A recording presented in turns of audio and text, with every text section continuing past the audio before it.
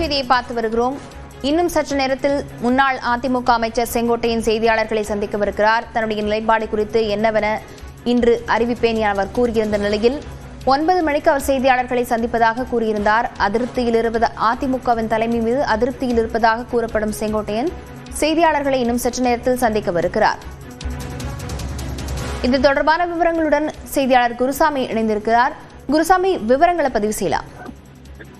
லாவண்யா, அதிமுக தலைமை மீது கடந்த சில மாதங்களாகவே மூத்த முன்னாள் அமைச்சர் கடுமையான அதிருப்தியில் கடுமையான அதிருப்தியில் இருந்து வந்தார். இந்நிலையில் இன்று தனது மனதை திறந்து தனது கருத்துக்களை தெரிவிக்கப் போவதாக இன்றைய தினம் தெரிவித்திருப்பது அரசியல் வட்டாரத்தில் பரபரப்பை ஏற்படுத்தியிருக்கிறது. இதனைத் தொடர்ந்து ஈரோடு மாவட்டம் கோபிச்செட்டிப்பாளையத்தில் இருக்கக்கூடிய அதிமுக அலுவலகத்தில் தற்பொழுது செய்தியாளர் சந்திப்புக்கான ஏற்பாடுகள் செய்யப்பட்டிருக்கிறது.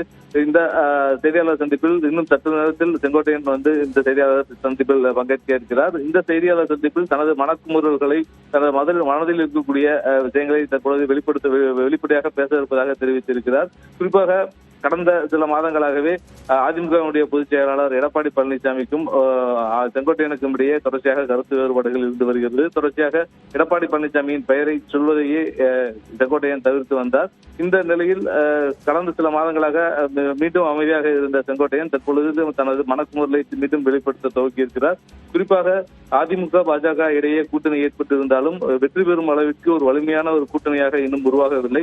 அப்படி உருவாக வேண்டுமெனில் பிரிந்திருக்கக்கூடிய அதிமுக அனைத்து சக்திகளும் ஒன்றிணைய வேண்டும் என்ற ஒரு கருத்தை தொடர்ச்சியாக அதிமுக தலைமையிடம் வலியுறுத்தியும் அதை எடப்பாடி பழனிசாமி செவி மறுக்காத சூழல் இருந்து வருவதாக கூறப்படுகிறது. இதனையடுத்து இன்றைய தினம் தனது மனக்குமுறலை அவர் வெளிப்படுத்த இருக்கிறார். குறிப்பாக பிரிந்திருக்கக்கூடிய அதிமுகவை சேர்ந்த மற்ற அனைத்து பிரிவுகளும் மீண்டும் ஒன்றாக இணைவதற்கான நடவடிக்கை எடுக்க வேண்டும் என்ற தனது மனக்குமுறலை இன்றைய தினம் செய்தியாளர் சந்திப்பில் செங்கோட்டையன் வெளியிடலாம் என்ற ஒரு கருத்து இங்கே இருக்கக்கூடிய ஆதரவாளர்கள் மத்தியில் கூறப்படுகிறது. குறிப்பாக தினகரன், சசிகலா, OPS போன்றவர்கள் தனித்தனி அணியாக இருக்கக்கூடிய நிலையில் வெற்றி வாய்ப்பு என்பது மீண்டும் சட்டமன்ற தேர்தலில் வெற்றி வாய்ப்பு என்பது மிக குறைவாக இருக்கும் எனவும் இவர்கள் அனைவரையும் ஒன்றிணைத்து சந்திக்கும் பொழுதுதான் மீண்டும் ஒரு வலுவான ஒரு அதிமுக அரசை அமைக்க முடியும் என்ற ஒரு கருத்தை செங்கோட்டையன் தெரிவித்து வருகிறார். இவரது கருத்தை அதிமுக பொதுச் செயலாளர் எடப்பாடி ஏற்றுக்கொள்ளாமல் அலட்சியப்படுத்தி வருவதன் காரணமாக தனது கருத்தை அதிமுக தலைமை ஏற்க வேண்டும் என்பதற்காக தற்பொழுது இந்த செய்தியாளர் சந்திப்பை